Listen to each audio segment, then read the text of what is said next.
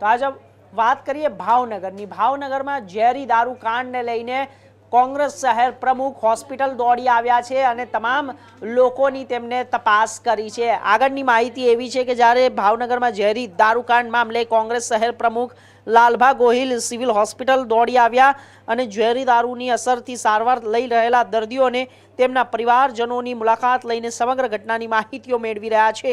કોંગ્રેસ શહેર પ્રમુખ લાલભા ગોહિલે આક્ષેપ કર્યો હતો કે ગાંધીના ગુજરાતમાં દારૂબંધી માત્ર કાગળો પર જ રહી ગઈ છે અને દારૂના ગેરકાયદેસર વેચાણ સામે સૌથી મોટો ભ્રષ્ટાચાર ચાલી રહ્યો છે। તેમણે રાજ્ય ગૃહમંત્રી હર્ષ સંઘવીના રાજીનામાની પણ માંગણી કરી લીધી છે।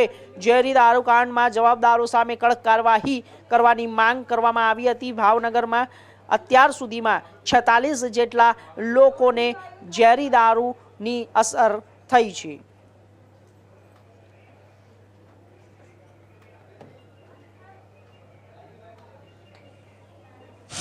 લાલભા આજે મુલાકાતે આવ્યા છો ભાવનગરમાં ફરી એક વખત લઠ્ઠાકાંડ જેવી ઘટના સામે આવી છે, શું કહેશો? ભાવનગર માટે બહુ જ દુઃખદ ઘટના કહી શકાય કે આ લઠ્ઠાકાંડ આવડો મોટો થઈ ગયો। આટલા લોકો અત્યારે દેશનું જે ભવિષ્ય કહી શકાય એવા યુવા લોકોને આપણે ગુમાવવા પડ્યા છે, એનું બહુ મોટું દુઃખ છે।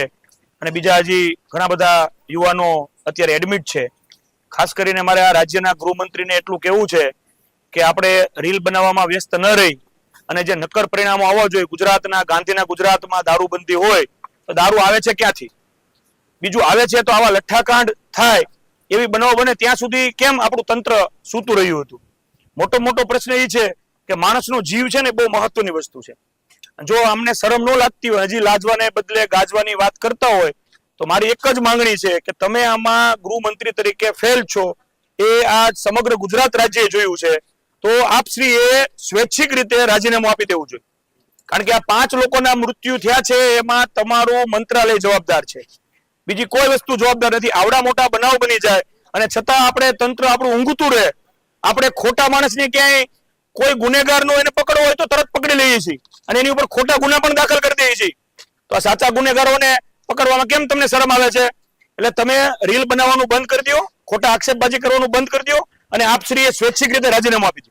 લાલભા 260 બોટલ જેટલી જે કહેવામાં આવે છે સૂત્રોએ જાહેર કર્યું છે, તેની સામે માત્ર 20 જ દર્દીઓ છે, તે આંકડા જાહેર કર્યા। જો હજી તંત્ર આમાં ઘોર નિંદ્રામાં રહેશે તો હજી કેટલાય બાળકોને પોતાના પિતા ગુમાવવા પડશે, કેટલાય માને પોતાના દીકરા ગુમાવવા પડશે અને કેટલાય સ્ત્રીઓએ પોતાના પતિ ગુમાવવા પડશે। આના માટે માત્ર ને માત્ર જવાબદારી છે ભારતીય જનતા પાર્ટીની સરકાર અને રાજ્યના ગૃહમંત્રી। ઘણા સમયથી જે ડુપ્લિકેટ દારૂ બનાવવાની ડુપ્લિકેટ દારૂ કે જે હોય, આ લઠ્ઠાકાંડનો મુદ્દો છે, લઠ્ઠાકાંડ બન્યો છે, દારૂમાં બીજો દારૂ મિક્સ કર્યો છે એવા મને સમાચાર મળ્યા છે। જે પણ બનાવ હોય, આ ગાંધીનું ગુજરાત છે અને ભાવનગર મહારાજા કૃષ્ણકુમારસિંહજીનું ભાવેણા છે, તો અહીંયા આવી પરિસ્થિતિ ઊભી થવી ન જોઈએ। એના માટે આ રાજ્યના ગૃહમંત્રી જવાબદાર છે, એમને રાજીનામું દઈ દેવું જોઈએ।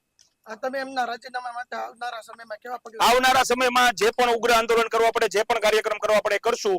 બાકી આ રાજ્યના ગૃહમંત્રી આવ્યા પછી જ અત્યારે ગુજરાતનું જે યુવાધન છે એ અત્યારે બગડી ગયું છે અને કાયદેસર રીતે તમે સમજો તો યુવાધનને અત્યારે રવાડે કેમ ચડાવે છે? માલ મળે છે ત્યારે યુવાધન બગડે છે ને, તો આ યુવાધનને અત્યારે બગાડવામાં કોઈનો હાથ હોય તો રાજ્ય